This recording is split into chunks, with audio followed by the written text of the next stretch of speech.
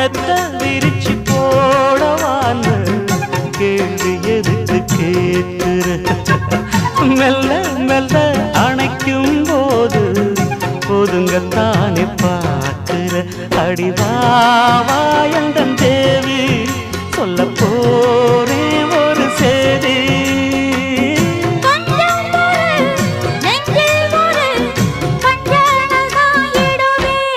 நானாத்து மேட்டு தோப்புக்குள்ள அடி அந்தி சாயும் நேரத்துல